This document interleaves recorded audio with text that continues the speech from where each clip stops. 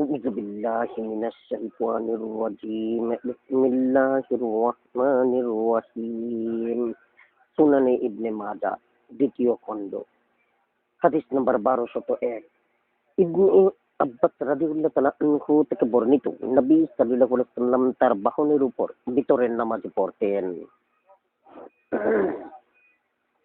হাদিস নম্বর 1202 জাবির ইবনে আব্দুল্লাহ রাদিয়াল্লাহু তাআলা আনহু থেকে বর্ণিত তিনি বলেন রাসূলুল্লাহ সাল্লাল্লাহু আলাইহি ওয়াসাল্লাম আবু বকর রাদিয়াল্লাহু তাআলা আনহুকে জিজ্ঞাসা করেন, তুমি কখন ভিতরের নামাজ পড়ো? তিনি বলেন, ঈশার নামাজের পরে। রাতের প্রথম ভাগে? তিনি বলেন, হে উমার, তুমি কখন? তিনি বলেন, রাতের শেষ ভাগে। নবী সাল্লাল্লাহু আলাইহি ওয়াসাল্লাম বলেন, হে আবু বকর, তুমি তো মজবুত নীতির উপর আছো, আর হে উমার, তুমি দৃঢ় সংকল্পের উপর আছো। হাদিস নম্বর 1202 এর ক। আবু দাউদ সুলাইমান ইবনে তাওবা রাদিয়াল্লাহু তাআলা আনহু, মুহাম্মদ ইবনে আব্বাদ, ইয়াহইয়া ইবনে সুলাইম, উবাইদুল্লাহ, নাফে ইবনে ওমর রাদিয়াল্লাহু তাআলা আনহু থেকে বর্ণিত নবী সাল্লাল্লাহু আলাইহি ওয়াসাল্লাম আবু বকর রাদিয়াল্লাহু তাআলা আনহুকে বলেন উপরোক্ত হাদিসের অনুরূপ। হাদিস নম্বর 1203 আব্দুল্লাহ রাদিয়াল্লাহু তাআলা আনহু থেকে বর্ণিত তিনি বলেন রাসূলুল্লাহ সাল্লাল্লাহু আলাইহি ওয়াসাল্লাম নামাজ পড়লেন এবং তাতে বেশি অথবা কম করলেন। ইব্রাহিম বলেন, সন্দেহ আমার হয়েছে। তাকে বলা হলো, ইয়া রাসূলুল্লাহ, নামাজে কি কিছু বাড়ানো হয়েছে? তিনি বলেন, আমি তো একজন মানুষই, আমিও বিস্তৃত হই যেমন তোমরা বিস্তৃত হও। অতএব তোমাদের কেউ নামাজে বিস্তৃত হলে সেজন্য বসা অবস্থায় 2টি সিজদা করে। অতঃপর নবী সাল্লাল্লাহু আলাইহি ওয়াসাল্লাম মোড় ঘুরে 2টি সিজদা করলেন। হাদিস নম্বর 1204 ইয়াদ রাদিয়াল্লাহু তাআলা আনহু আবু সাঈদ আল খুদরি রাদিয়াল্লাহু তাআলা আনহুকে জিজ্ঞাসা করলেন, আমাদের কেউ নামাজ পড়লো, কিন্তু সে যে কত রাকাত পড়লো তা মনে করতে পারছে না। তিনি বলেন, রাসূলুল্লাহ সাল্লাল্লাহু আলাইহি ওয়াসাল্লাম বলেছেন, তোমাদের কেউ নামাজ পড়লো, কিন্তু সে যে কত রাকাত পড়লো তা মনে করতে পারলো না। পারলে বসা অবস্থায় যেন 2টি সিজদা করে। হাদিস নম্বর 1205 আব্দুল্লাহ রাদিয়াল্লাহু তাআলা আনহু থেকে বর্ণিত তিনি বলেন, নবী সাল্লাল্লাহু আলাইহি ওয়াসাল্লাম যোহরের নামাজ 5 রাকাত পড়লেন। তাকে বলা হলো, নামাজে কি বাড়ানো হয়েছে? তিনি বলেন, তা কিভাবে? অতএব তাকে বুঝিয়ে বলা হলে তিনি পা ঘুরিয়ে নিয়ে 2টি সিজদা করেন। হাদিস নম্বর 1206 ইবনে বুহাইনা রাদিয়াল্লাহু তাআলা আনহু থেকে বর্ণিত নবী সাল্লাল্লাহু আলাইহি ওয়াসাল্লাম নামাজ পড়লেন। রাবী বলেন, আমার মনে হয় তা ছিল জোহরের বা আসরের নামাজ। দ্বিতীয় রাকাতে না বসে তিনি দাঁড়িয়ে গেলেন। শেষে তিনি সালাম ফেরানোর পূর্বে 2টি সিজদা করলেন। হাদিস নম্বর 1207 ইবনে বুহাইনা রাদিয়াল্লাহু তাআলা আনহু থেকে বর্ণিত নবী সাল্লাল্লাহু আলাইহি ওয়াসাল্লাম জোহরের দ্বিতীয় রাকাতে বসতে ভুলে গিয়ে দাঁড়িয়ে যান। নামাজ শেষে তিনি সালাম ফেরানোর আগে 2টি সাহু সিজদা করেন এবং সালাম ফিরান। হাদিস নম্বর 1208 মুগিরা ইবনে শোবা রাদিয়াল্লাহু তাআলা আনহু থেকে বর্ণিত তিনি বলেন, রাসূলুল্লাহ সাল্লাল্লাহু আলাইহি ওয়াসাল্লাম বলেছেন, তোমাদের কেউ দ্বিতীয় রাকাতের পর ভুলে দাঁড়িয়ে গেলে এবং তখনও যদি তার দাঁড়ানো সম্পূর্ণ না হয় তবে সে যেন বসে যায়, আর যদি সে পূর্ণরূপে দাঁড়িয়ে যায় তবে সে যেন না বসে এবং শেষে 2টি সাহু সিজদা করে। হাদিস নম্বর 1209 আব্দুর রহমান ইবনে আউফ রাদিয়াল্লাহু তাআলা আনহু থেকে বর্ণিত তিনি বলেন, আমি রাসূলুল্লাহ সাল্লাল্লাহু আলাইহি ওয়াসাল্লামকে বলতে শুনেছি, তোমাদের কারো নামাজের 1 বা 2 রাকাতের মধ্যে সন্দেহ হলে সে যেন তাকে 1 রাকাত গণ্য করে, তার 2 ও 3 রাকাতের মধ্যে সন্দেহ হলে সে যেন তাকে 2 রাকাত গণ্য করে, আর 3 ও 4 রাকাতের মধ্যে সন্দেহ হলে সে যেন তাকে 3 রাকাত গণ্য করে, তারপর অবশিষ্ট নামাজ পূর্ণ করে, যাতে সন্দেহটা অতিরিক্ত নামাজে হয়। অতঃপর সে যেন সালাম ফেরানোর পূর্বে বসা অবস্থায় 2টি সিজদা করে। হাদিস নাম্বার 1210 আবু সাঈদ আল খুদরি রাদিয়াল্লাহু তাআলা আনহু থেকে বর্ণিত তিনি বলেন, রাসূলুল্লাহ সাল্লাল্লাহু আলাইহি ওয়াসাল্লাম বলেছেন, তোমাদের কারো নামাজের মধ্যে তার সন্দেহ হলে সে যেন সন্দেহ পরিহার করে, প্রবল ধারণার উপর ভিত্তি করে। প্রবল ধারণার ভিত্তিতে নামাজ শেষ করার পর 2টি সাহু সিজদা করবে। এই অবস্থায় যদি তার নামাজ আগেই পূর্ণ হয়ে থাকে তাহলে ধারণার ভিত্তিতে পড়া অতিরিক্ত রাকাতটি হবে নফল, আর যদি নামাজ আগেই অপূর্ণ থেকে থাকে তাহলে ওই রাকাতটি হবে তার নামাজ পূর্ণ করার সহায়ক এবং সিজদা দুটি হবে শয়তানের জন্য নাকে খত দেওয়ার মতো অপ্রীতিকর। হাদিস নাম্বার 1211 আব্দুল্লাহ রাদিয়াল্লাহু তাআলা আনহু থেকে বর্ণিত তিনি বলেন, রাসূলুল্লাহ সাল্লাল্লাহু আলাইহি ওয়াসাল্লাম কোনো এক ওয়াক্তের নামাজ পড়লেন। আমরা বুঝতে পারলাম না যে তিনি বেশি পড়লেন নাকি কম পড়লেন। তিনি আমাদের জিজ্ঞাসা করলে আমরা তাকে অনুমানে বললাম। তিনি তার পা ঘুরিয়ে কিবলামুখী হয়ে 2টি সিজদা করেন, অতঃপর সালাম ফিরান। অতঃপর তিনি আমাদের দিকে মুখ ঘুরিয়ে বসে বলেন, নামাজের নতুন কিছু ঘটলে অবশ্যই আমি তা তোমাদের অবহিত করতাম। অবশ্যই আমি একজন মানুষ, আমিও বিস্তৃত হই যেমন তোমরা বিস্তৃত হও। অতএব আমি বিস্তৃত হলে তোমরা আমাকে স্মরণ করিয়ে দিবে। তোমাদের কারো নামাজের মধ্যে সন্দেহ সৃষ্টি হলে সে যেন চিন্তা করে, আর এটাই যথার্থতার অধিক নিকটবর্তী। সে তার ভিত্তিতে নামাজ পূর্ণ করবে, সালাম ফিরাবে এবং 2টি সিজদা করবে। হাদিস নাম্বার 1212। আব্দুল্লাহ রাদিয়াল্লাহু তাআলা আনহু থেকে বর্ণিত, তিনি বলেন রাসূলুল্লাহ সাল্লাল্লাহু আলাইহি ওয়াসাল্লাম বলেছেন, তোমাদের কারো নামাজের মধ্যে সন্দেহ হলে সে যেন সঠিক সিদ্ধান্তে পৌঁছতে চিন্তা করে ভেবে দেখে, অতঃপর 2টি সিজদা করে। তানাফিসি রাদিয়াল্লাহু তাআলা আনহু বলেন, এই একটি মূলনীতি যা প্রত্যাখ্যান করার অধিকার কেউ রাখে না। হাদিস নাম্বার 1213। ইবনে উমার রাদিয়াল্লাহু তাআলা আনহু থেকে বর্ণিত, রাসূলুল্লাহ সাল্লাল্লাহু আলাইহি ওয়াসাল্লাম ভুলবশত দ্বিতীয় রাকাতে সালাম ফিরালে যুল ইয়াদাইন রাদিয়াল্লাহু তাআলা আনহু নামক এক ব্যক্তি তাকে বলেন, ইয়া রাসূলুল্লাহ, নামাজ কি হ্রাসপ্রাপ্ত হয়েছে না আপনি ভুলে গেছেন? তিনি বলেন, হ্রাসপ্রাপ্ত হয়নি এবং আমি ভুলেও যাইনি। তিনি যুল ইয়াদাইন বলেন, তাহলে আপনি 2 রাকাত পড়েছেন। তিনি জিজ্ঞাসা করেন, যুল ইয়াদাইন যা বলছে ঘটনা কি তাই? সাহাবীগণ বলেন, হ্যাঁ। অতএব তিনি অগ্রসর হয়ে 2 রাকাত নামাজ পড়ে সালাম ফিরালেন, অতঃপর 2টি সাহু সিজদা করলেন। হাদিস নাম্বার 1214। আবু হুরাইরা রাদিয়াল্লাহু তাআলা আনহু থেকে বর্ণিত, তিনি বলেন রাসূলুল্লাহ সাল্লাল্লাহু আলাইহি ওয়াসাল্লাম আমাদেরকে নিয়ে রাতের কোনো এক ওয়াক্তের নামাজ 2 রাকাত পড়লেন, অতঃপর সালাম ফিরালেন, অতঃপর উঠে গিয়ে মসজিদের একটি কাঠের সাথে ঠেস দিয়ে দাঁড়ালেন। লোকেরা এই বলতে বলতে দ্রুত বেরিয়ে গেল যে নামাজ হ্রাসপ্রাপ্ত হয়েছে। লোকদের মধ্যে আবু বকর ও উমর রাদিয়াল্লাহু তাআলা আনহু ও ছিলেন, কিন্তু তারা এ বিষয়ে তাকে কিছু জিজ্ঞাসা করতে সংকোচ বোধ করেন। লোকদের মধ্যে যুল ইয়াদাইন নামে লম্বা হাত বিশিষ্ট এক ব্যক্তি ছিলেন। তিনি বলেন, ইয়া রাসূলুল্লাহ, নামাজ কি হ্রাসপ্রাপ্ত হয়েছে না আপনি বিস্তৃত হয়েছেন? তিনি বলেন, নামাজ হ্রাসপ্রাপ্ত হয়নি এবং আমি ভুলও করিনি। যুল ইয়াদাইন বলেন, আপনি যে 2 রাকাত পড়েছেন? তিনি জিজ্ঞাসা করেন, যুল ইয়াদাইন যা বলেছে তা কি ঠিক? তারা বলেন, হ্যাঁ। রাবী বলেন, নবী সাল্লাল্লাহু আলাইহি ওয়াসাল্লাম দাঁড়িয়ে 2 রাকাত নামাজ পড়ে সালাম ফিরালেন, অতঃপর 2টি সিজদা করলেন এবং পুনরায় সালাম ফিরালেন। হাদিস নাম্বার 1215। ইমরান ইবনুল হুসাইন রাদিয়াল্লাহু তাআলা আনহু থেকে বর্ণিত, তিনি বলেন রাসূলুল্লাহ সাল্লাল্লাহু আলাইহি ওয়াসাল্লাম আসরের নামাজ 3 রাকাত পড়ার পর সালাম ফিরান, অতঃপর উঠে গিয়ে হুজরায় প্রবেশ করেন। খিরবাত নামক লম্বা হাত বিশিষ্ট এক ব্যক্তি উঠে দাঁড়িয়ে জোর গলায় বলেন, ইয়া রাসূলুল্লাহ, নামাজ কি কমানো হয়েছে? তিনি বিষণ্ণ অবস্থায় তার পরিধেয় হেসরাতে হেসরাতে বেরিয়েছে বিষয়টি সম্পর্কে জিজ্ঞাসা করেন। তাকে অবহিত করা হলে তিনি ভুলে পরিত্যক্ত রাকাতটি পড়েন, অতঃপর সালাম ফিরান, অতঃপর 2টি সিজদা করে পুনরায় সালাম ফিরান। হাদিস নাম্বার 1216। আবু হুরাইরা রাদিয়াল্লাহু তাআলা আনহু থেকে বর্ণিত, নবী সাল্লাল্লাহু আলাইহি ওয়াসাল্লাম বলেন, তোমাদের কারো নামাজে রত থাকা অবস্থায় তার এর নিকট নিশ্চয়ই শয়তান আসে, অতঃপর তার ও তার অন্তরের মধ্যখানে প্রবেশ করে। অবশেষে সে স্মরণ করতে পারে না যে সে নামাজ বেশি পড়েছে না কম পড়েছে। এরূপ অবস্থা হলে সে যেন সালাম ফিরানোর পূর্বে 2টি সিজদা করে, অতঃপর সালাম ফিরায়। হাদিস নাম্বার 1217। আবু হুরাইরা রাদিয়াল্লাহু তাআলা আনহু থেকে বর্ণিত, নবী সাল্লাল্লাহু আলাইহি ওয়াসাল্লাম বলেন, নিশ্চয়ই শয়তান আদম সন্তান ও তার অন্তরের মধ্যখানে প্রবেশ করে, ফলে সে স্মরণ করতে পারে না যে সে কত রাকাত পড়েছে। তার এরূপ অবস্থা হলে সে যেন সালাম ফিরানোর পূর্বে 2টি সিজদা করে। হাদিস নাম্বার 1218। আলকামা রাদিয়াল্লাহু তাআলা আনহু থেকে বর্ণিত, ইবনে মাসউদ রাদিয়াল্লাহু তাআলা আনহু সালাম ফিরানোর পর 2টি সাহু সিজদা করেছেন এবং তিনি বর্ণনা করেছেন যে নবী সাল্লাল্লাহু আলাইহি ওয়াসাল্লাম তাই করেছেন। হাদিস নাম্বার 1219। সৌবান রাদিয়াল্লাহু তাআলা আনহু থেকে বর্ণিত, তিনি বলেন, আমি রাসূলুল্লাহ সাল্লাল্লাহু আলাইহি ওয়াসাল্লামকে বলতে শুনেছি, প্রতিটি ভুলের জন্য সালাম ফিরানোর পর 2টি সিজদা করতে হবে। হাদিস নাম্বার 1220। আবু হুরাইরা রাদিয়াল্লাহু তাআলা আনহু থেকে বর্ণিত, তিনি বলেন, নবী সাল্লাল্লাহু আলাইহি ওয়াসাল্লাম নামাজ পড়তে বের হয়ে এসে তাকবীরে তাহরিমা করার পর তাদের প্রতি ইশারা করলে তারা স্ব অবস্থায় অপেক্ষা করেন। অতঃপর তিনি চলে গিয়ে গোসল করেন। তিনি তার মাথা থেকে পানি পটকানো অবস্থায় ফিরে এসে তাদের সাথে নামাজ পড়েন। নামাজ শেষে তিনি বলেন, আমি তোমাদের নিকট নাপাক অবস্থায় বের হয়ে এসেছিলাম, আমি তা ভুলে গিয়েছিলাম, এমনকি নামাজে দাঁড়িয়ে গিয়েছিলাম। হাদিস নাম্বার 1221।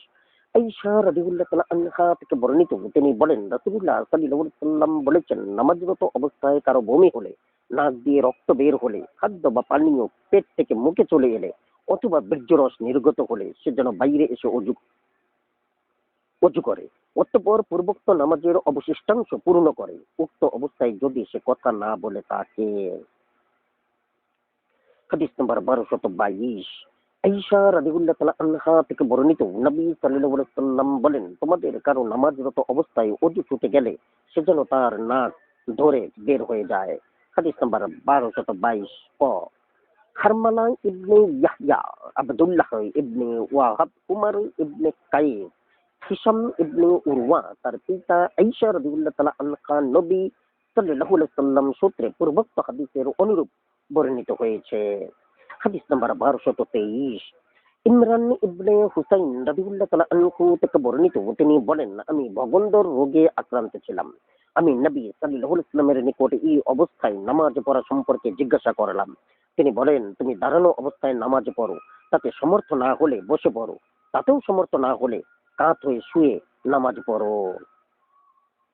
হাদিস নাম্বার 1224। ওয়াইল ইবনে হুজর রাদিয়াল্লাহু তাআলা আনহু থেকে বর্ণিত, তিনি বলেন, আমি নবী সাল্লাল্লাহু আলাইহি ওয়াসাল্লামকে তার রোগাক্রান্ত অবস্থায় তার ডান পায়ের উপর বসে নামাজ পড়তে দেখেছি। হাদিস নাম্বার 1225। উম্মু সালামা রাদিয়াল্লাহু তাআলা আনহু থেকে বর্ণিত, তিনি বলেন, সেই মহান সত্তার শপথ যিনি তার জান নিয়েছেন, তিনি সাল্লাল্লাহু আলাইহি ওয়াসাল্লাম মৃত্যুর কাছাকাছি সময়ে তার অধিকাংশ নফল নামাজ বসা অবস্থায় পড়েছেন। তার নিকট অধিক পছন্দনীয় ন্যাক আমল ছিল তাই, যা বান্দা নিয়মিত করতে পারে, তা পরিমাণে কম হলেও। হাদিস নাম্বার 1226। আয়েশা রাদিয়াল্লাহু তাআলা আনহা থেকে বর্ণিত, তিনি বলেন, নবী সাল্লাল্লাহু আলাইহি ওয়াসাল্লাম নফল নামাজের কিরাআত বসা অবস্থায় পড়তেন। অতঃপর তিনি যখন রুকু করার ইচ্ছা করতেন তখন কোন লোকের 40 আয়াত পরিমাণ পড়ার মতো সময় কিয়াম করতেন, দাঁড়িয়ে থাকতেন। হাদিস নাম্বার 1227। আয়েশা রাদিয়াল্লাহু তাআলা আনহা থেকে বর্ণিত, তিনি বলেন, রাসূলুল্লাহ সাল্লাল্লাহু আলাইহি ওয়াসাল্লামের বয়স ভারী না হওয়া পর্যন্ত তিনি রাতের নামাজ দাঁড়িয়েই পড়তেন। অতঃপর তিনি বসা অবস্থায় নামাজ পড়তে থাকেন। শেষে যখন তার 40 বা 30 আয়াত পরিমাণ বাকি থাকতো তখন তিনি দাঁড়িয়ে যেতেন। অতঃপর তা পড়া শেষ করে সিজদায় যেতেন। হাদিস নাম্বার 1228। আব্দুল্লাহ ইবনে শাকিক আল উকাইলি রাদিয়াল্লাহু তাআলা আনহু থেকে বর্ণিত, তিনি বলেন, আমি রাসূলুল্লাহ সাল্লাল্লাহু আলাইহি ওয়াসাল্লামের রাতের নামাজ সম্পর্কে আয়েশা রাদিয়াল্লাহু তাআলা আনহাকে জিজ্ঞাসা করলাম। তিনি বলেন, তিনি কখনো দীর্ঘ রাত ধরে দাঁড়িয়ে নামাজ পড়তেন, আবার কখনো দীর্ঘ রাত ধরে বসে নামাজ পড়তেন। তিনি দাঁড়ানো অবস্থায় কিরাআত পাঠ করলে রুকুও দাঁড়ানো অবস্থায় করতেন এবং বসা অবস্থায় কিরাআত পড়লে রুকুও বসা অবস্থায় করতেন। হাদিস নাম্বার 1229।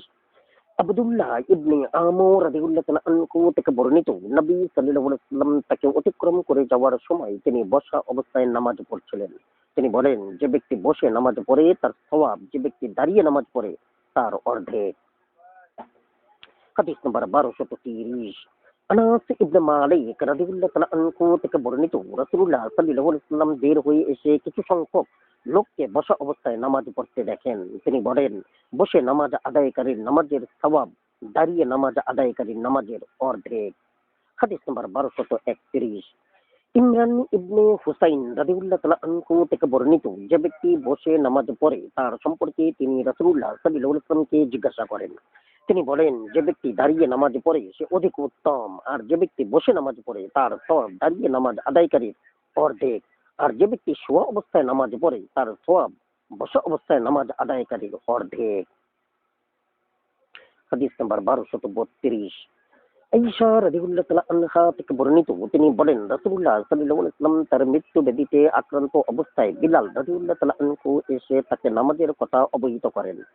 তিনি বলেন, তোমরা আবু বকরকে নির্দেশ দাও তিনি যেন লোকদের নামাজ পড়ান। আমরা বললাম, ইয়া রাসূলুল্লাহ, আবু বকর রাদিয়াল্লাহু তাআলা আনহু নরম দিলের লোক। যখনই তিনি আপনার স্থানে দাঁড়াবেন তখনই কেঁদে ফেলবেন এবং নামাজ পড়াতে সক্ষম হবেন না। অতএব আপনি যদি উমর রাদিয়াল্লাহু তাআলা আনহুকে নির্দেশ দিতেন তাহলে তিনি লোকদের নামাজ পড়াতেন। তিনি বলেন, তোমরা আবু বকরকে নির্দেশ দাও তিনি যেন লোকদের নামাজ পড়ান। তোমরা মুমিন জননীগণ যেন ইউসুফ আলাইহিস সালাম এর সঙ্গিনীগণের অনুরূপ। ঈসা রাদিয়াল্লাহু তাআলা আনহা বলেন, আমরা আবু বকর রাদিয়াল্লাহু তাআলা আনহু এর নিকট লোক পাঠালে তিনি লোকদের নিয়ে নামাজ পড়া শুরু করেন। ইত্যা বছরে রাসূলুল্লাহ সাল্লাল্লাহু আলাইহি সাল্লাম নিজেকে একটু হালকা সুস্থ বোধ করলে দুই ব্যক্তির কাঁধে ভর করে মাটিতে তার পদদয়ে হেসরাতে হেসরাতে নামাজ পড়তে রওনা হন। আবু বকর রাদিয়াল্লাহু তাআলা আনহু তার আগমন টের পেয়ে পেছনে সরে যেতে উদ্যোগী হন। নবী সাল্লাল্লাহু আলাইহি সাল্লাম ইশারা করে তাকে স্বস্থানে স্থির থাকতে বলেন। রাবী বলেন, তিনি মসজিদে এসে পৌঁছলে সাহায্যকারী দয় তাকে আবু বকর রাদিয়াল্লাহু তাআলা আনহু এর পাশে বসিয়ে দেন। আবু বকর রাদিয়াল্লাহু তাআলা আনহু নবী সাল্লাল্লাহু আলাইহি সাল্লামের ইক্তিদা করলেন এবং লোকেরা আবু বকর রাদিয়াল্লাহু তাআলা আনহু এর ইক্তিদা করে। হাদিস নাম্বার 1233। আয়েশা রাদিয়াল্লাহু তাআলা আনহা থেকে বর্ণিত, তিনি বলেন, রাসূলুল্লাহ সাল্লাল্লাহু আলাইহি ওয়াসাল্লাম তার রোগগ্রস্ত অবস্থায় আবু বকর রাদিয়াল্লাহু তাআলা আনহুকে নির্দেশ দেন যে তিনি যেন লোকদের নামাজ পড়ান। অতএব তিনি তাদের নামাজ পড়াচ্ছিলেন। রাসূলুল্লাহ সাল্লাল্লাহু আলাইহি ওয়াসাল্লাম কিছুটা হালকা সুস্থতা বোধ করলেন। অতএব তিনি বের হলেন। তখন আবু বকর রাদিয়াল্লাহু তাআলা আনহু লোকদের ইমামতি করছিলেন। তিনি রাসূলুল্লাহ সাল্লাল্লাহু আলাইহি ওয়াসাল্লামকে দেখে পেছনে হটতে উদ্যোগী হন। রাসূলুল্লাহ সাল্লাল্লাহু আলাইহি ওয়াসাল্লাম তাকে ইশারা করে স্বস্থানে থাকতে বলেন। রাসূলুল্লাহ সাল্লাল্লাহু আলাইহি ওয়াসাল্লাম আবু বকর রাদিয়াল্লাহু তাআলা আনহু আবু রাদিয়াল্লাহু তাআলা আনহু এর ঠিক পাশে বসলেন। আবু বকর রাদিয়াল্লাহু তাআলা আনহু তার ইমামতিতে নামাজ পড়েন এবং লোকেরা আবু বকর রাদিয়াল্লাহু তাআলা আনহু এর ইমামতিতে নামাজ পড়ে। হাদিস নাম্বার 1234। সালেম ইবনে উবাইদ রাদিয়াল্লাহু তাআলা আনহু থেকে বর্ণিত, তিনি বলেন, রাসূলুল্লাহ সাল্লাল্লাহু আলাইহি ওয়াসাল্লাম তার অসুস্থ অবস্থায় বেহুশ হয়ে পড়লেন। অতঃপর হুঁশ ফিরে পেলে তিনি জিজ্ঞাসা করেন, নামাজের ওয়াক্ত হয়েছে কি? তারা বললেন, হ্যাঁ। তিনি বলেন, বিলালকে আজান দিতে নির্দেশ দাও এবং আবু বকরকে লোকদের নিয়ে নামাজ পড়তে নির্দেশ দাও। তিনি আবার সংজ্ঞা হারিয়ে ফেলেন। অতঃপর সংজ্ঞা ফিরে পেলে তিনি জিজ্ঞাসা করেন, নামাজের ওয়াক্ত হয়েছে কি? লোকেরা বলল, হ্যাঁ। তিনি বলেন, বিলালকে আজান দিতে এবং আবু বকরকে লোকদের নিয়ে নামাজ পড়তে নির্দেশ দাও। তিনি পুনরায় সংজ্ঞা হারিয়ে ফেলেন। তিনি সংজ্ঞা ফিরে পেলে জিজ্ঞাসা করেন, নামাজের ওয়াক্ত হয়েছে কি? লোকেরা বলল, হ্যাঁ। তিনি বলেন, বিলালকে আজান দিতে এবং আবু বকরকে লোকদের নিয়ে নামাজ পড়তে নির্দেশ দাও। ঈসা রাদিয়াল্লাহু তাআলা আনহা বলেন, আমার পিতা নরম দিলের মানুষ। তিনি যখন ওই স্থানে দাঁড়াবেন তখন কেঁদে দিবেন এবং কিরাআত পড়তে সক্ষম হবেন না। অতএব আপনি যদি অপর কাউকে নির্দেশ দিতেন, তিনি পুনরায় সংজ্ঞা হারিয়ে ফেলেন। অতঃপর সংজ্ঞা ফিরে পেলে তিনি বলেন, বিলালকে আজান দিতে এবং আবু বকরকে লোকদের নিয়ে নামাজ পড়তে নির্দেশ দাও। তোমরা হলে ইউসুফ আলাইহিস সালাম এর সঙ্গী বা সঙ্গিনী। রাবী বলেন, বিলাল রাদিয়াল্লাহু তাআলা আনহুকে নির্দেশ দেওয়া হলে তিনি আজান দেন এবং আবু বকর রাদিয়াল্লাহু তাআলা আনহুকে নির্দেশ দেওয়া হলে তিনি লোকদের নিয়ে নামাজ পড়েন। ইত্যা বছরে রাসূলুল্লাহ সাল্লাল্লাহু আলাইহি ওয়াসাল্লাম কিছুটা হালকা বোধ করলে বলেন, দেখো তো আমার ভর দিয়ে যাওয়ার মতো কাউকে পাওয়া যায় কিনা। বারিরা রাদিয়াল্লাহু তাআলা আনহু ও অপর এক ব্যক্তি এলে তিনি তাদের উপর ভর করে মসজিদে যান। আবু বকর রাদিয়াল্লাহু তাআলা আনহু তাকে দেখতে পেয়ে পিছনে সরতে যাচ্ছিলেন। তিনি তাকে ইশারায় স্বস্থানে স্থির থাকতে বলেন। অতঃপর রাসূলুল্লাহ সাল্লাল্লাহু আলাইহি ওয়াসাল্লাম এসে আবু বকর রাদিয়াল্লাহু তাআলা আনহু এর পাশে বসেন। আবু বকর রাদিয়াল্লাহু তাআলা আনহু তার নামাজ শেষ করেন। অতঃপর রাসূলুল্লাহ সাল্লাল্লাহু আলাইহি ওয়াসাল্লাম ইন্তেকাল করেন। আবু আব্দুল্লাহ ইমাম ইবনে মাজাহ বলেন, এ হাদিসটি গরীব। নাসর ইবনে আলী ব্যতীত আর কেউ এটি বর্ণনা করেননি। হাদিস নাম্বার 1235। ইবনে আব্বাস রাদিয়াল্লাহু তাআলা আনহু থেকে বর্ণিত, তিনি বলেন, রাসূলুল্লাহ সাল্লাল্লাহু আলাইহি ওয়াসাল্লাম তার মরণ ব্যাধিতে আক্রান্ত হওয়ার পর আয়েশা রাদিয়াল্লাহু তাআলা আনহা এর ঘরে ছিলেন। তিনি বলেন, তোমরা আলীকে আমার নিকট ডেকে আনো। আয়েশা রাদিয়াল্লাহু তাআলা আনহা বলেন, ইয়া রাসূলুল্লাহ, আমরা আবু বকরকেও আপনার নিকট ডেকে আনি। তিনি বলেন, তাকেও ডেকে আনো। হাফসা রাদিয়াল্লাহু তাআলা আনহা বলেন, ইয়া রাসূলুল্লাহ, আমরা উমরকেও আপনার নিকট ডেকে আনি। তিনি বলেন, তাকেও ডাকো। উম্মুল ফাদল রাদিয়াল্লাহু তাআলা আনহু বলেন, ইয়া রাসূলুল্লাহ, আব্বাস রাদিয়াল্লাহু তাআলা আনহুকেও আপনার নিকটে ডেকে আনি। তিনি বলেন, হ্যাঁ। তারা একত্র হলে রাসূলুল্লাহ সাল্লাল্লাহু আলাইহি ওয়াসাল্লাম মাথা উত্তোলন করে তাকান এবং নিশ্চুপ থাকেন। উমর রাদিয়াল্লাহু তাআলা আনহু বলেন, তোমরা রাসূলুল্লাহ সাল্লাল্লাহু আলাইহি ওয়াসাল্লামের নিকট থেকে উঠে যাও। অতঃপর বিলাল রাদিয়াল্লাহু তাআলা আনহু এসে তাকে নামাজ সম্পর্কে অবহিত করেন। তিনি বলেন, আবু বকরকে নির্দেশ দাও তিনি যেন লোকদের নিয়ে নামাজ পড়েন।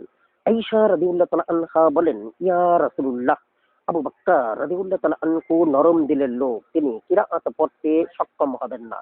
তিনি আপনাকে দেখতে না পেলেই কেঁদে ফেলবেন এবং লোকেরাও কেঁদে ফেলবে। অতএব আপনি যদি উমর রাদিয়াল্লাহু তাআলা আনহুকে লোকদের নামাজ পড়াবার নির্দেশ দিতেন। আবু বকর রাদিয়াল্লাহু তাআলা আনহু বেরিয়ে এসে লোকদের সাথে নিয়ে নামাজ শুরু করলেন। ইত্তবসরে রাসূলুল্লাহ সাল্লাল্লাহু আলাইহি ওয়াসাল্লাম হালকা বোধ করলেন এবং দুইজন লোকের উপর ভর করে তার দুই পা মাটিতে হেঁচড়াতে হেঁচড়াতে বের হলেন। লোকেরা তাকে দেখতে পেয়ে সুবহানাল্লাহ বলে আবু বকর রাদিয়াল্লাহু তাআলা আনহুকে সতর্ক করলো। তিনি পেছনে সরে যেতে উদ্যোগী হলে নবী সাল্লাল্লাহু আলাইহি ওয়াসাল্লাম তাকে ইশারা করে স্বস্থানে থাকতে বলেন। রাসূলুল্লাহ সাল্লাল্লাহু আলাইহি ওয়াসাল্লাম এসে তার ডান পাশে বসলেন এবং আবু বকর রাদিয়াল্লাহু তাআলা আনহু দাঁড়ালেন। আবু বকর রাদিয়াল্লাহু তাআলা আনহু নবী সাল্লাল্লাহু আলাইহি ওয়াসাল্লামের ইক্তিদা করলেন এবং লোকেরা আবু বকর রাদিয়াল্লাহু তাআলা আনহু এর ইক্তিদা করলো। ইবনে আব্বাস রাদিয়াল্লাহু তাআলা আনহু বলেন, আবু বকর রাদিয়াল্লাহু তাআলা আনহু যে পর্যন্ত কিরাআত পড়েছিলেন, রাসূলুল্লাহ সাল্লাল্লাহু আলাইহি ওয়াসাল্লাম তারপর থেকে কিরাআত শুরু করেন। ওয়াকি রাদিয়াল্লাহু তাআলা আনহু বলেন, এটাই সুন্নাত। রাবী বলেন, রাসূলুল্লাহ সাল্লাল্লাহু আলাইহি ওয়াসাল্লাম তার এই রোগেই ইন্তেকাল করেন। হাদিস নম্বর 1236।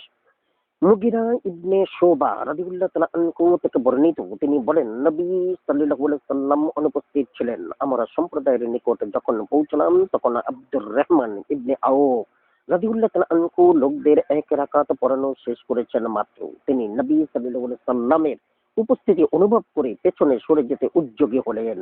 নবী সাল্লাল্লাহু আলাইহি ওয়াসাল্লাম তাকে নামাজ পড়ে শেষ করতে ইশারা করেন। নামাজ শেষে তিনি বলেন, তুমি উত্তম কাজ করেছো, তুমি এমনটিই করবে। হাদিস নাম্বার 1237। আয়েশা রাদিয়াল্লাহু তাআলা আনহা থেকে বর্ণিত, তিনি বলেন, রাসূলুল্লাহ সাল্লাল্লাহু আলাইহি ওয়াসাল্লাম রোগাক্রান্ত হলে তার কতক সাহাবী তাকে দেখতে এলেন। নবী সাল্লাল্লাহু আলাইহি ওয়াসাল্লাম বসা অবস্থায় নামাজ পড়লেন, কিন্তু তারা তার সাথে দাঁড়িয়ে নামাজ পড়লেন। তিনি তাদেরকে ইশারা করে বসতে বলেন। তিনি নামাজ শেষে বলেন, ইমাম নিযুক্ত করা হয় তাকে অনুসরণ করার জন্য। অতএব তিনি রুকুতে গেলে তোমরাও রুকুতে যাও, তিনি মাথা তুললে তোমরাও মাথা তোলো এবং তিনি বসে নামাজ পড়লে তোমরাও বসে নামাজ পড়ো। বুখারী নম্বর 654, হাদিস নম্বর 1238।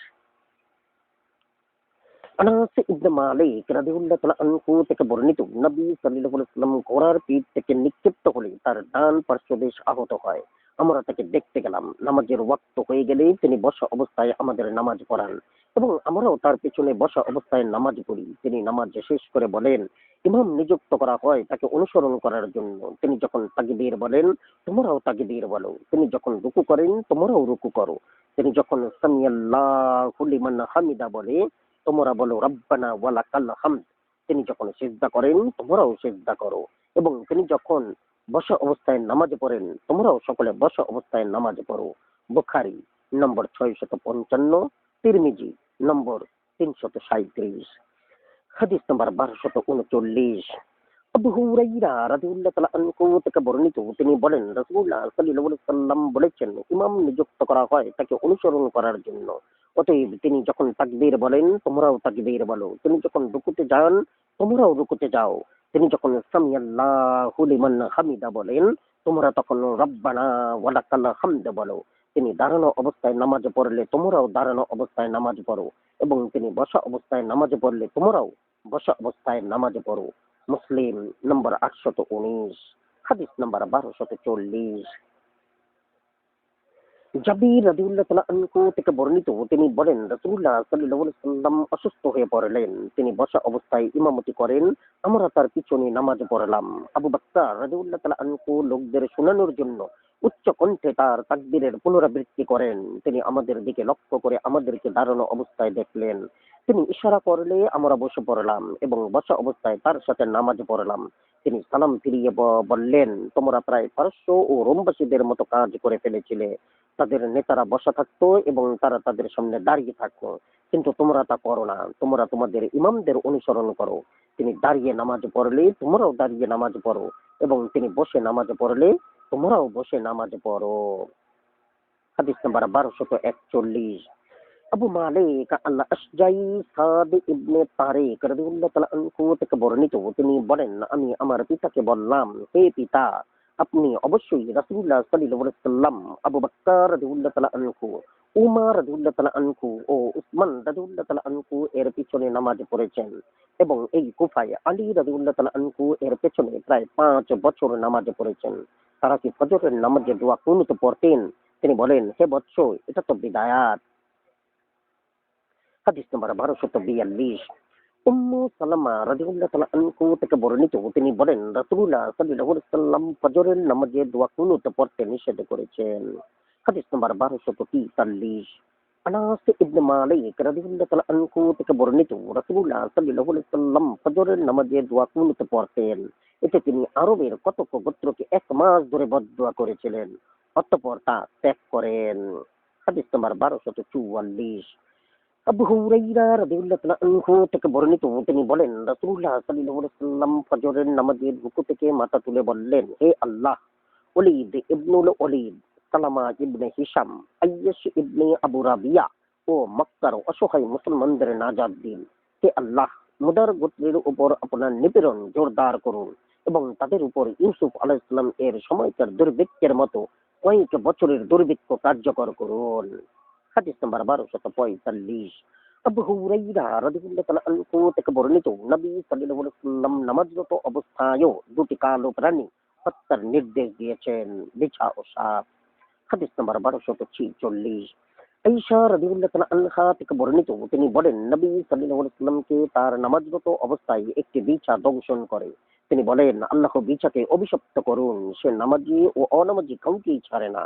তোমরা একে হেরেম শরীফে ও তার বাইরে সর্বত্র হত্যা করো। হাদিস নাম্বার ১২৪৭। ইবনে আবু রাফি রাদিয়াল্লাহু তাআলা আনহু থেকে তার পিতা ও তার দাদার সূত্রে বর্ণিত, নবী সাল্লাল্লাহু আলাইহি ওয়াসাল্লাম নামাজরত অবস্থায় একটি বিছা হত্যা করেন। হাদিস নাম্বার ১২৪৮। আবু হুরাইরা রাদিয়াল্লাহু তাআলা আনহু থেকে বর্ণিত, রাসূলুল্লাহ সাল্লাল্লাহু আলাইহি ওয়াসাল্লাম ২ সময়ে নামাজ পড়তে নিষেধ করেছেন। ফজরের নামাজের পর সূর্য ওঠার পূর্ব পর্যন্ত এবং আসরের নামাজের পর সূর্য অস্ত যাওয়ার পূর্ব পর্যন্ত। হাদিস নাম্বার ১২৪৯। আবু সাঈদ আল খুদরি রাদিয়াল্লাহু তাআলা আনহু থেকে বর্ণিত, নবী সাল্লাল্লাহু আলাইহি ওয়াসাল্লাম বলেন, আসরের নামাজের পর সূর্য অস্তমিত হওয়ার পূর্ব পর্যন্ত কোনো নামাজ নাই এবং ফজরের নামাজের পর সূর্য উদিত হওয়ার পূর্ব পর্যন্ত কোনো নামাজ নাই। হাদিস নাম্বার ১২৫০।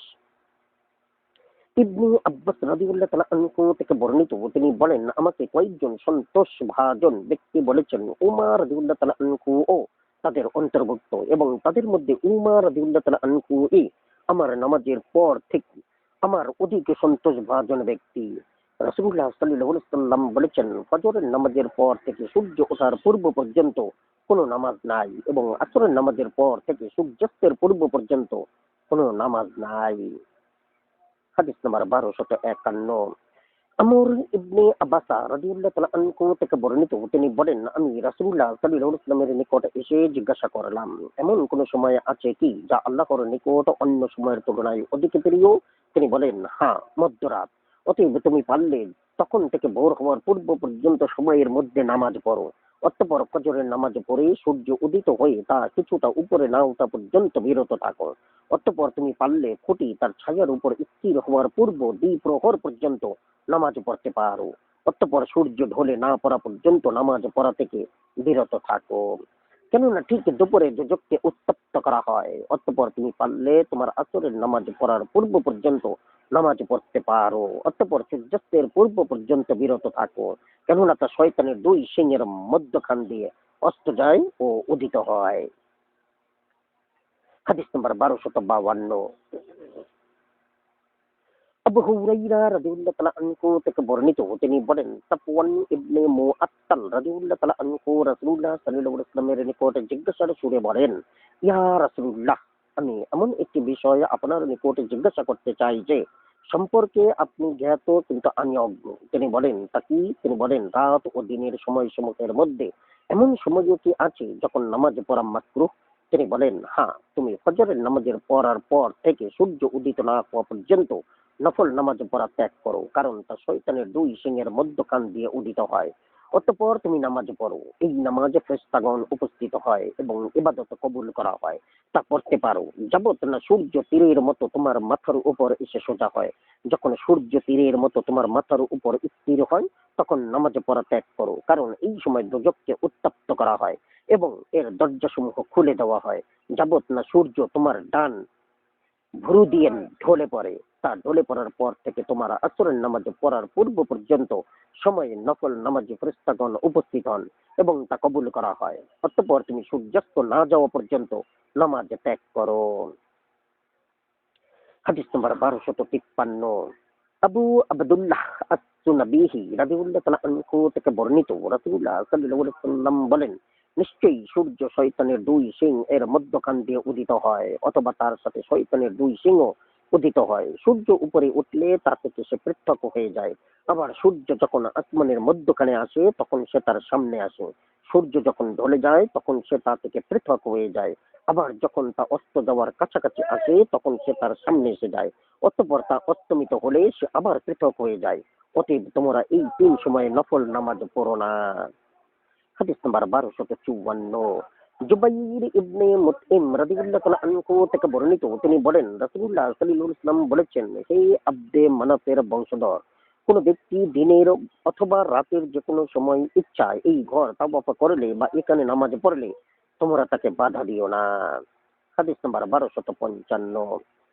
আব্দুল্লাহ ইবনে মাসউদ রাদিয়াল্লাহু তাআলা আনহু থেকে বর্ণিত, তিনি বলেন, রাসূলুল্লাহ সাল্লাল্লাহু আলাইহি ওয়াসাল্লাম বলেছেন, অচিরেই হয়তো তোমরা এমন সব লোকের সাক্ষাৎ পাবে যারা নির্দিষ্ট ওয়াক্তে নামাজ না পড়ে ভিন্ন ওয়াক্তে তা পড়বে। তোমরা তাদের সাক্ষাৎ পেলে নিজেদের ঘরে তোমাদের প্রচিদ্ধ ওয়াক্তে বিলম্বে নামাজ পড়ে নিও, অতঃপর তাদের সাথে জামাতে তা পড়ে নিও এবং একে নফল রূপে গণ্য করো।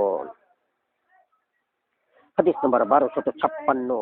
আবু জার রাদিয়াল্লাহু তাআলা আনহু থেকে বর্ণিত, নবী সাল্লাল্লাহু আলাইহি ওয়াসাল্লাম বলেন, তুমি নামাজের নির্দিষ্ট ওয়াক্তে তা পড়ে নাও। অতঃপর ইমামকে লোকদের নিয়ে নামাজরত পেলে তুমিও তাদের সাথে নামাজ পড়ো। তুমি আগে নামাজ না পড়ে থাকলে এটা তোমার সেই নামাজ হবে, অন্যথায় তা হবে তোমার জন্য নফল। হাদিস নাম্বার 1257। উবাদা ইবনে সামিত রাদিয়াল্লাহু তাআলা আনহু থেকে বর্ণিত, নবী সাল্লাল্লাহু আলাইহি ওয়াসাল্লাম বলেন, অচিরেই এমন সব শাসকের আবির্ভাব হবে যারা বিভিন্ন কাজে ব্যস্ত থাকার কারণে নামাজকে তার ওয়াক্ত থেকে বিলম্বিত করবে। অতএব তোমরা তাদের সাথে জামাতে তোমাদের নফল নামাজ পড়ো। হাদিস নাম্বার 1258। ইবনে উমর রাদিয়াল্লাহু তাআলা আনহু থেকে বর্ণিত, তিনি বলেন, রাসূলুল্লাহ সাল্লাল্লাহু আলাইহি ওয়াসাল্লাম সালাতুল খাউফ সংখ্যাকালীন নামাজ সম্পর্কে বলেছেন, ইমাম তার সাথের একদল লোক সহ নামাজ পড়বে, তারা তার সাথে এক রাকাত নামাজ পড়বে এবং অপর দল তাদের ও তাদের শত্রুদের মধ্যে প্রতিরোধ বজায় রাখবে। অতঃপর আমিরের সাথে এক রাকাত পড়া দলটি প্রতিরক্ষা বুঝে চলে যাবে এবং যে দলটি নামাজ পড়েনি তাদের স্থানে অবস্থান নেবে এবং নামাজ না পড়া দলটি অগ্রসর হয়ে তাদের আমিরের সাথে এক রাকাত নামাজ পড়বে। অতঃপর তাদের আমির তার নামাজ পূর্ণ করে চলে যাবে এবং পূর্বোক্ত দুইটি দল পৃথক পৃথক ভাবে আরো এক রাকাত নামাজ পড়ে নিবে। যদি অধিক সন্ত্রস্ত অবস্থা বিরাজ করে তবে পদাতিক অবস্থায় বা অশ্বারোহী অবস্থায় যেভাবে সম্ভব নামাজ পড়ে নেবে। রাবি বলেন, এখানে সিজদা দ্বারা রাকাত বোঝানো হয়েছে। হাদিস নাম্বার 1259। সাহল ইবনে আবু হাতমা রাদিয়াল্লাহু তাআলা আনহু থেকে বর্ণিত, তিনি সালাতুল খাউফ সম্পর্কে বলেন, ইমাম কিবলামুখী হয়ে দাঁড়াবেন, তাদের এক দল তার সাথে নামাজে দাঁড়াবে এবং অপর দল শত্রুর প্রতিরোধে থাকবে এবং তাদের দৃষ্টি থাকবে কাতারের দিকে। তিনি তাদেরকে নিয়ে এক রাকাত পড়বেন, অতঃপর তারা স্বতন্ত্রভাবে দুই সিজদায় এক রাকাত পড়বেন তাদের স্থানে। অতঃপর তারা পূর্বোক্ত দলের স্থানে ফিরে যাবে এবং তারা এসে গেলে তিনি তাদেরকে নিয়ে দুই সিজদায় আরো এক রাকাত পড়বেন। এতে তার হবে দুই রাকাত এবং লোকদের হবে এক রাকাত। অতঃপর তারা দুই সিজদায় এক রাকাত পড়বেন। হাদিস নাম্বার 1259 এর পর মুহাম্মদ ইবনে বাশশার রাদিয়াল্লাহু তাআলা আনহু বলেন, আমি ইয়াহইয়া ইবনে সাঈদ আল কাত্তানকে উক্ত হাদিস সম্পর্কে জিজ্ঞাসা করলে তিনি শোবা আব্দুর রহমান ইবনুল কাসিম, তার পিতা সালেহ ইবনে খাওয়াত, তাহলে ইবনে আবু হাসমা রাদিয়াল্লাহু তাআলা আনহু নবী সাল্লাল্লাহু আলাইহি ওয়াসাল্লাম সূত্রে ইয়াহইয়া ইবনে সাঈদের হাদিসের অনুরূপ বর্ণনা করেছেন। রাবি মুহাম্মদ ইবনে বাশশার বলেন, ইয়াহইয়া ইবনে সাঈদ আমাকে বললেন, এ হাদিসও এক কোণায় লিখে নাও। আমি হাদিসটি মুখস্থ রাখতে পারিনি, কিন্তু তা ইয়াহইয়া ইবনে সাঈদ আল আনসারীর হাদিসের অনুরূপ। হাদিস নাম্বার 1260। জাবির ইবনে আব্দুল্লাহ রাদিয়াল্লাহু তাআলা আনহু থেকে বর্ণিত, নবী সাল্লাল্লাহু আলাইহি ওয়াসাল্লাম তার সাহাবীগণকে নিয়ে সালাতুল খাউফ আদায় করেন। তিনি তার নিকটস্থ সকলকে নিয়ে রুকু করেন এবং অন্যরা দাঁড়িয়ে থাকে। প্রথম দল সিজদা করে অবসর হলে দ্বিতীয় দল স্বতন্ত্রভাবে দুইটি সিজদা করে। অতঃপর প্রথম দল পিছনে সরে গিয়ে পূর্বোক্ত দলের স্থানে অবস্থান নেয় এবং শেষোক্ত দল সামনে অগ্রসর হয়ে জামাতে প্রথম দলের স্থানে এসে দাঁড়ায়। নবী সাল্লাল্লাহু আলাইহি ওয়াসাল্লাম তাদের নিকটস্থ সকলকে নিয়ে রুকু করেন এবং সিজদা করেন। তারা সিজদা থেকে অবসর হলে দ্বিতীয় দল দুইটি সিজদা করে। তাদের প্রতিটি দল নবী সাল্লাল্লাহু আলাইহি ওয়াসাল্লামের সাথে এক রাকাত নামাজ পড়ে এবং পৃথকভাবে এক রাকাত পড়ে। তখন শত্রু বাহিনী তাদের সম্মুখ ভাগে ছিল। হাদিস নম্বর 1261। ইবনে মাসউদ রাদিয়াল্লাহু তাআলা আনহু থেকে বর্ণিত, তিনি বলেন রাসূলুল্লাহ সাল্লাল্লাহু আলাইহি ওয়াসাল্লাম বলেছেন, মানব জাতির মধ্যে কারো মৃত্যুর কারণে সূর্যগ্রহণ ও চন্দ্রগ্রহণ হয় না, অতএব তোমরা তা দেখলে নামাজে দাঁড়িয়ে যাও। হাদিস নম্বর 1262। নোমান ইবনে বাশি রাদিয়াল্লাহু তাআলা আনহু থেকে বর্ণিত, তিনি বলেন রাসূলুল্লাহ সাল্লাল্লাহু আলাইহি ওয়াসাল্লামের যুগে সূর্যগ্রহণ হয়। তিনি ভীত সন্ত্রস্ত অবস্থায় তার পরিধেয় বস্ত্র হেসরাতে হেসরাতে মসজিদে এসে পৌঁছান। গ্রহণ শেষ না হওয়া পর্যন্ত তিনি নামাজে রত থাকেন। অতঃপর তিনি বলেন, একদল লোক ধারণা করে যে কোন মহান নেতার মৃত্যুর কারণে সূর্যগ্রহণ ও চন্দ্রগ্রহণ হয়ে থাকে। আসলে তা নয়। কারো মৃত্যু অথবা জীবিত থাকার কারণে সূর্যগ্রহণ বা চন্দ্রগ্রহণ হয় না। আল্লাহ তাআলা যখন তার কোন সৃষ্টির উপর তাজাল্লি বিস্তার করেন, তখন তা তার ভয়ে ভীত হয়। হাদিস নাম্বার 1263। ঈসা রাদিয়াল্লাহু তাআলা আনহা থেকে বর্ণিত, তিনি বলেন রাসূলুল্লাহ সাল্লাল্লাহু আলাইহি ওয়াসাল্লামের জীবদ্দশায় সূর্যগ্রহণ হলে তিনি বের হয়ে মসজিদে চলে যান। তিনি দাঁড়িয়ে তাকবীরে তাহরিমা বলেন এবং লোকজন তার পিছনে কাতারবন্দী হয়ে দাঁড়ায়। রাসূলুল্লাহ সাল্লাল্লাহু আলাইহি ওয়াসাল্লাম দীর্ঘ কিরাআত পড়েন, অতঃপর তাকবীর বলে দীর্ঘ রুকু করেন, অতঃপর মাথা তুলে সামি আল্লাহু লিমান হামিদা রব্বানা ওয়ালাকাল হামদ বলেন। অতঃপর দাঁড়িয়ে দীর্ঘ কিরাআত করেন, তবে তা ছিল পূর্বের কিরাআতের তুলনায় কম দীর্ঘ।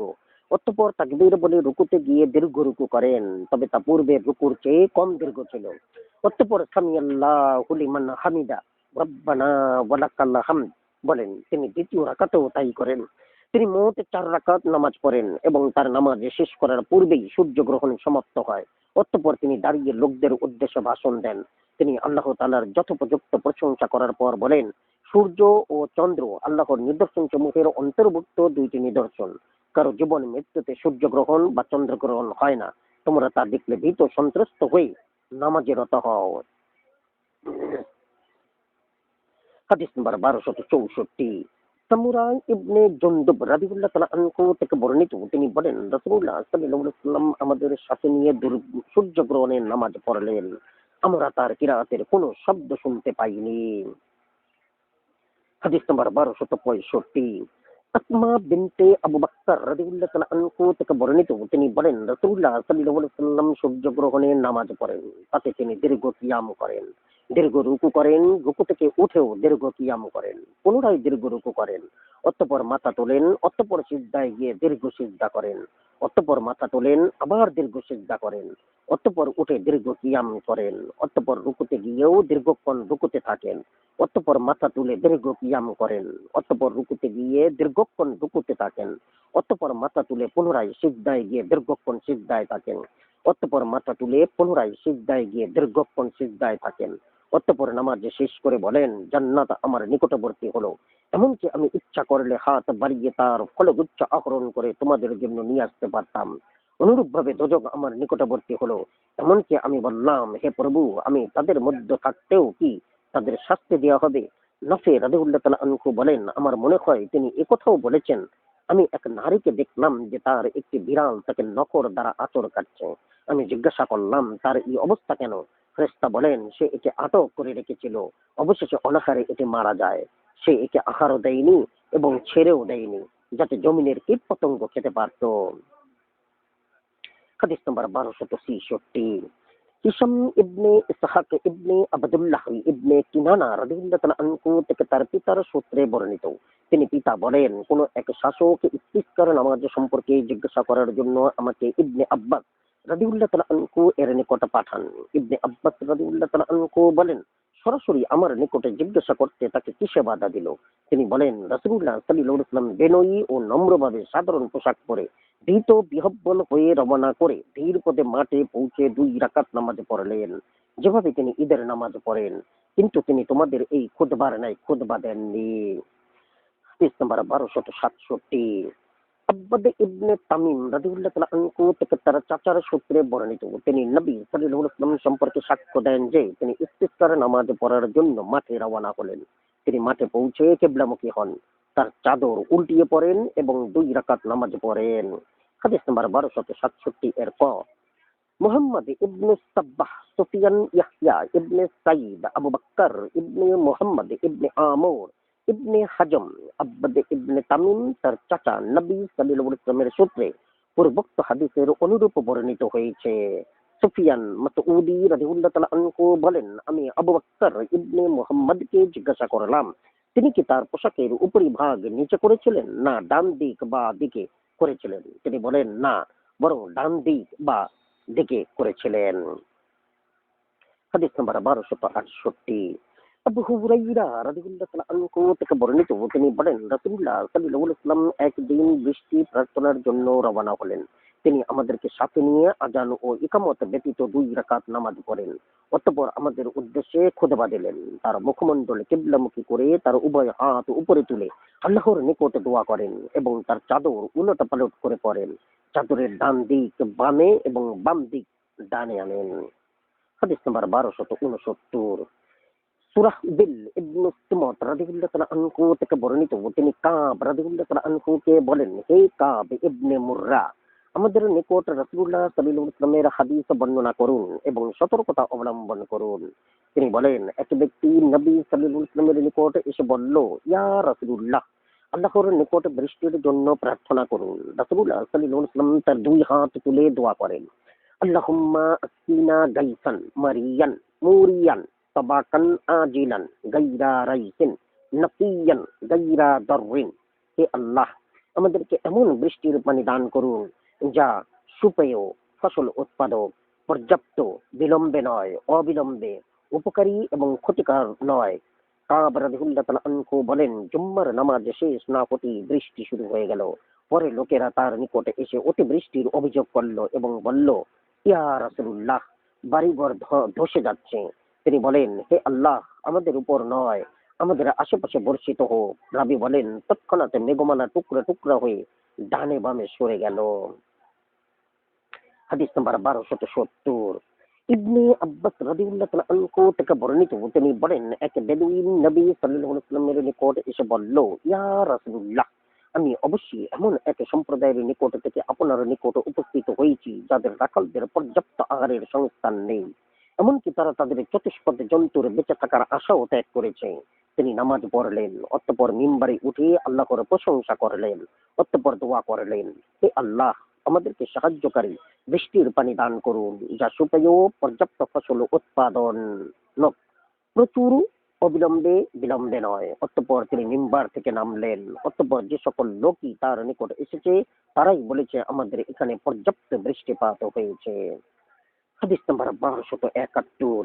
আবু হুরায়রা রাদিয়াল্লাহু তাআলা আনহু থেকে বর্ণিত, নবী সাল্লাল্লাহু আলাইহি ওয়াসাল্লাম বৃষ্টিপাতের জন্য দোয়া করলেন, এমনকি আমি তার বগলের শুভ্রতা উপরে হাত তোলার কারণে দেখতে পাই। অধস্তন রাবী মুতামির রাদিয়াল্লাহু তাআলা আনহু বলেন, আমার মতে তিনি ইস্তিসকার নামাজে এইভাবে দোয়া করেন। হাদিস নাম্বার ১২৭২। সালেম রাদিয়াল্লাহু তাআলা আনহু থেকে তার পিতার সূত্রে বর্ণিত, তিনি বলেন, কখনো কখনো আমার কবির কবিতা স্মরণ হতো এবং আমি মিম্বারের উপর রাসূলুল্লাহ সাল্লাল্লাহু আলাইহি ওয়াসাল্লামের চেহারা মোবারকের দিকে লক্ষ্য নিবদ্ধ করে রাখতাম। তিনি মিম্বার থেকে অবতরণ না করতেই মদিনার বাড়িঘরের ছাদের পানিবাহী নল দিয়ে বৃষ্টির পানি পড়তে শুরু করে। পানি অপসারী নালা দিয়ে পানি বয়ে যেতে শুরু করত। তখন কবির কবিতা আমার মনে পড়ে যেত। কত সুন্দর, সৌন্দর্যময় সত্তা, যার উসিলায় বৃষ্টি বর্ষণের প্রার্থনা করা যায়, যিনি ইয়াতীম ও বিধবাদের আশ্রয়স্থল। এটা আবু তালিবের কবিতা। হাদিস নাম্বার ১২৭৩। আতা রাদিয়াল্লাহু তাআলা আনহু থেকে বর্ণিত, তিনি বলেন, আমি ইবনে আব্বাস রাদিয়াল্লাহু তাআলা আনহুকে বলতে শুনেছি, আমি রাসূলুল্লাহ সাল্লাল্লাহু আলাইহি ওয়াসাল্লাম সম্পর্কে সাক্ষ্য দিচ্ছি যে তিনি খুতবা দানের পূর্বে নামাজ পড়েছেন। অতঃপর খুতবা দিয়েছেন। তিনি লক্ষ্য করলেন যে তিনি মহিলাদের তার ভাষণ শোনাতে পারেননি, তার কণ্ঠস্বর তাদের পর্যন্ত পৌঁছেনি। অতএব তিনি তাদের নিকটে এসে তাদেরকে উপদেশ দেন, ওয়াজ নসিহত করেন এবং তাদেরকে দান খয়রাত করার নির্দেশ দেন। আর বিলাল রাদিয়াল্লাহু তাআলা আনহু তার হাতের কাপড় এভাবে ধরেন, মহিলারা তাদের স্বর্ণের বালা, আংটি ও অন্যান্য জিনিস সেই কাপড়ের মধ্যে ঢেলে দিতে থাকেন। হাদিস নাম্বার 1274। ইবনে আব্বাস রাদিয়াল্লাহু তাআলা আনহু থেকে বর্ণিত, নবী সাল্লাল্লাহু আলাইহি ওয়াসাল্লাম ঈদের দিন আজান ও ইকামত ব্যতীত ঈদের নামাজ পড়েন। হাদিস নাম্বার 1275। আবু সাঈদ রাদিয়াল্লাহু তাআলা আনহু থেকে বর্ণিত, তিনি বলেন, ঈদের দিন মারওয়ান ঈদের মাঠে মিম্বার বের করে আনে এবং ঈদের নামাজ পড়ার আগে খুতবা দেয়। তখন এক ব্যক্তি দাঁড়িয়ে বলল, হে মারওয়ান, তুমি সুন্নাতের পরিপন্থী কাজ করেছো। তুমি ঈদের দিন মাঠে মিম্বারে বের করে এনেছো, অথচ তা ঈদের মাঠে বের করে আনা হতো না। আবার তুমি ঈদের নামাজ পড়ার পূর্বে খুতবা দিতে শুরু করলে, অথচ নামাজের আগে খুতবা দিয়ে শুরু করা হতো না। আবু সাঈদ রাদিয়াল্লাহু তাআলা আনহু বলেন, এই ব্যক্তি অবশ্যই তার কর্তব্য পালন করেছে। আমি রাসূলুল্লাহ সাল্লাল্লাহু আলাইহি ওয়াসাল্লামকে বলতে শুনেছি, তোমাদের মধ্যে কেউ অন্যায় কাজ হতে দেখলে এবং তার হাত দিয়ে তা প্রতিহত করার সামর্থ্য থাকলে সে যেন তা নিজ হাতে প্রতিহত করে। তার সেই সামর্থ্য না থাকলে সে যেন মুখের ভাষায় তা প্রতিহত বা প্রতিবাদ করে। যদি মুখের ভাষায় প্রতিহত করার সামর্থ্য তার না থাকে, তবে সে যেন তার অন্তরে তা প্রতিহত করে। এটা ইমানের খুবই নিম্ন স্তর। হাদিস নাম্বার 1276। ইবনে উমার রাদিয়াল্লাহু তাআলা আনহু থেকে বর্ণিত, তিনি বলেন, নবী সাল্লাল্লাহু আলাইহি ওয়াসাল্লাম অতঃপর আবু বকর রাদিয়াল্লাহু তাআলা আনহু অতঃপর উমর রাদিয়াল্লাহু তাআলা আনহু খুতবা দানের পূর্বে ঈদের নামাজ পড়তেন। হাদিস নাম্বার 1277। সাদ রাদিয়াল্লাহু তাআলা আনহু বলেন, রাসূলুল্লাহ সাল্লাল্লাহু আলাইহি ওয়াসাল্লাম দুই ঈদের নামাজের প্রথম রাকাতে কুরআন পাঠের পূর্বে 7 তাকবীর এবং দ্বিতীয় রাকাতেও কুরআন পাঠের পূর্বে 5 তাকবীর দিতেন। হাদিস নাম্বার 1278।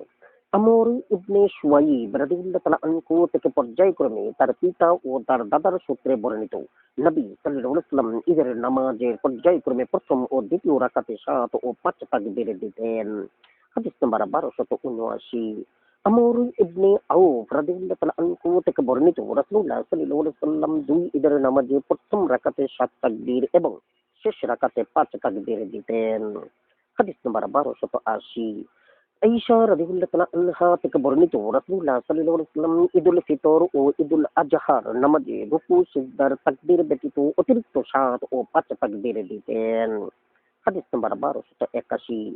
নোমান ইবনে বাশি রাদিয়াল্লাহু তাআলা আনহু থেকে বর্ণিত, রাসূলুল্লাহ সাল্লাল্লাহু আলাইহি ওয়াসাল্লাম দুই ঈদের নামাজে সূরা সাব্বিহ ইসমা রাব্বিকাল আলা ও সূরা আল আতাকা হাদিসুল গাশিয়া পড়তেন।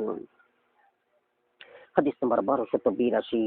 উবাইদুল্লাহ ইবনে আবদুল্লাহ রাদিয়াল্লাহু তাআলা আনহু থেকে বর্ণিত, তিনি বলেন, উমর রাদিয়াল্লাহু তাআলা আনহু ঈদের নামাজ পড়তে রওনা হলেন। তিনি আবু ওয়াকিদ আল-লাইসি রাদিয়াল্লাহু তাআলা আনহু এর নিকট লোক পাঠিয়ে জিজ্ঞাসা করলেন, আজকের মতো এই দিনে নবী সাল্লাল্লাহু আলাইহি ওয়াসাল্লাম কি তিলাওয়াত করতেন? তিনি জানান যে মহানবী সাল্লাল্লাহু আলাইহি ওয়াসাল্লাম সূরা কাফ ও সূরা ইস্তারা বাত্তিস সাহা দ্বারা কিরাআত পড়তেন। হাদিস নাম্বার 1283। ইবনে আব্বাস রাদিয়াল্লাহু তাআলা আনহু থেকে বর্ণিত, নবী সাল্লাল্লাহু আলাইহি ওয়াসাল্লাম দুই ঈদের নামাজে সূরা আলা ও সূরা গাশিয়া পড়তেন। হাদিস নাম্বার 1284। আবু কাহিল রাদিয়াল্লাহু তাআলা আনহু থেকে বর্ণিত, তিনি নবী সাল্লাল্লাহু আলাইহি ওয়াসাল্লামের সাহচর্য লাভ করেন। তিনি বলেন, আমি নবী সাল্লাল্লাহু আলাইহি ওয়াসাল্লামকে একটি উষ্ট্রির পেটে আরোহিত অবস্থায় খুতবা দিতে দেখেছি। একা হবশী গোলাম উষ্ট্রির লাগাম ধরে রেখেছিল। হাদিস নাম্বার 1285। আবু কাহিল কায়েস ইবনে আইজ রাদিয়াল্লাহু তাআলা আনহু থেকে বর্ণিত, তিনি বলেন, আমি নবী সাল্লাল্লাহু আলাইহি ওয়াসাল্লামকে একটি সুন্দর উষ্ট্রের পেটে আরোহিত অবস্থায় খুতবা দিতে দেখেছি। একা হাবশী গোলাম তার লাগাম ধরে রেখেছিল। হাদিস নাম্বার 1286। সালামান ইবনে নুবাইয়্যিত রাদিয়াল্লাহু তাআলা আনহু থেকে তার পিতার সূত্রে বর্ণিত, তিনি হজ করেন এবং বলেন, আমি নবী সাল্লাল্লাহু আলাইহি ওয়াসাল্লামকে তার উটের পিঠে আরোহিত অবস্থায় খুতবা দিতে দেখেছি। হাদিস নাম্বার 1287।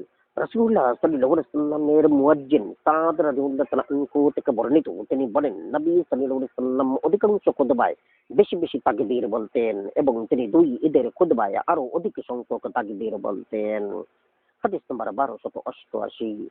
আবু সাঈদ আল খুদরি রাদিয়াল্লাহু তাআলা আনহু থেকে বর্ণিত, তিনি বলেন রাসূলুল্লাহ সাল্লাল্লাহু আলাইহি ওয়াসাল্লাম ঈদের দিন বের হতেন এবং লোকদের নিয়ে 2 রাকাত নামাজ পড়তেন, তারপর সালাম ফিরাতেন।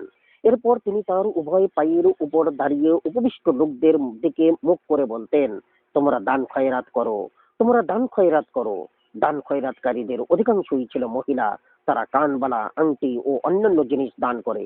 তিনি যদি কোথাও সামরিক বাহিনী প্রেরণ করা জরুরি মনে করতেন, তাহলে তাদের উদ্দেশ্যে সে সম্পর্কে আলোচনা করতেন, অন্যথায় ফিরে আসতেন।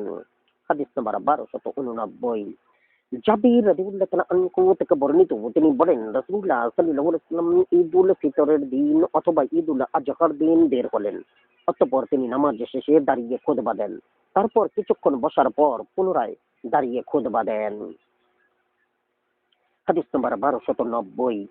আব্দুল্লাহ ইবনে সাইব রাদিয়াল্লাহু তাআলা আনহু থেকে বর্ণিত, তিনি বলেন আমি ঈদের দিন রাসূলুল্লাহ সাল্লাল্লাহু আলাইহি ওয়াসাল্লামের সাথে উপস্থিত ছিলাম। তিনি আমাদের নিয়ে ঈদের নামাজ পড়েন, অতঃপর বলেন আমরা নামাজ পড়েছি, অতএব যে পছন্দ করে সে খুতবার জন্য বসুক এবং যে চলে যেতে পছন্দ করে সে চলে যাক।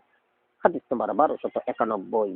ইবনে আব্বাস রাদিয়াল্লাহু তাআলা আনহু থেকে বর্ণিত, রাসূলুল্লাহ সাল্লাল্লাহু আলাইহি ওয়াসাল্লাম বের হয়ে এসে লোকদের সাথে নামাজ পড়েন। তিনি ঈদের নামাজের পূর্বে বা পরে নফল নামাজ পড়েননি। হাদিস নাম্বার 1292।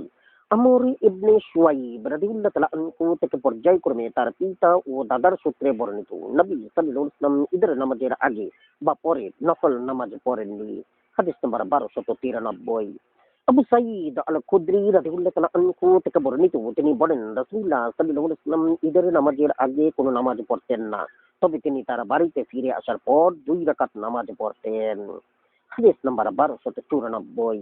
সাদ রাদিয়াল্লাহু তাআলা আনহু থেকে বর্ণিত, তিনি বলেন নবী সাল্লাল্লাহু আলাইহি ওয়াসাল্লাম পদব্রজে ঈদগাহে যেতেন এবং পদব্রজেই ঈদগাহ থেকে ফিরে আসতেন। হাদিস নাম্বার 1295। ইবনে উমার রাদিয়াল্লাহু তাআলা আনহু থেকে বর্ণিত, তিনি বলেন রাসূলুল্লাহ পদব্রজে ঈদগাহে যেতেন এবং পদব্রজেই ফিরে আসতেন। হাদিস নাম্বার 1296। আলী রাদিয়াল্লাহু তাআলা আনহু থেকে বর্ণিত, তিনি বলেন পায়ে হেঁটে ঈদগাহে যাওয়া সুন্নতের অন্তর্ভুক্ত। হাদিস নাম্বার 1297। আবু রাফি রাদিয়াল্লাহু তাআলা আনহু থেকে বর্ণিত, রাসূলুল্লাহ সাল্লাল্লাহু আলাইহি ওয়াসাল্লাম পদব্রজে ঈদগাহে আসতেন। হাদিস নাম্বার 1298। সাদ রাদিয়াল্লাহু তাআলা আনহু থেকে বর্ণিত, নবী সাল্লাল্লাহু আলাইহি ওয়াসাল্লাম যখন 2 ঈদের নামাজের জন্য বের হতেন, তখন সাঈদ ইবনে আবুল আস রাদিয়াল্লাহু তাআলা আনহু এর ঘরের নিকট দিয়ে আসহাবে ফাসাতিদ এর দিক থেকে ঈদগাহে যেতেন। ফেরার পথে তিনি বনু জুরাইকের পথ ধরে আম্মার ইবনে ইয়াসির ও আবু হুরাইরা রাদিয়াল্লাহু তাআলা আনহু এর ঘরের সম্মুখ দিয়ে বালাত নামক স্থানের দিকে আসতেন। হাদিস নাম্বার 1299। ইবনে উমার রাদিয়াল্লাহু তাআলা আনহু থেকে বর্ণিত, তিনি এক রাস্তা দিয়ে ঈদের মাঠে যেতেন এবং ভিন্ন রাস্তা দিয়ে ফিরে আসতেন। তার মতে রাসূলুল্লাহ সাল্লাল্লাহু আলাইহি ওয়াসাল্লাম এরূপ করতেন। হাদিস নাম্বার 1300। আবু রাফি রাদিয়াল্লাহু তাআলা আনহু থেকে বর্ণিত, নবী সাল্লাল্লাহু আলাইহি ওয়াসাল্লাম পায়ে হেঁটে ঈদের মাঠে আসতেন এবং আসার পথ ভিন্ন অন্য পথে প্রত্যাবর্তন করতেন। আমানতু বিল্লাহ। জাযাকুমুল্লাহ খাইর। আসসালামু আলাইকুম।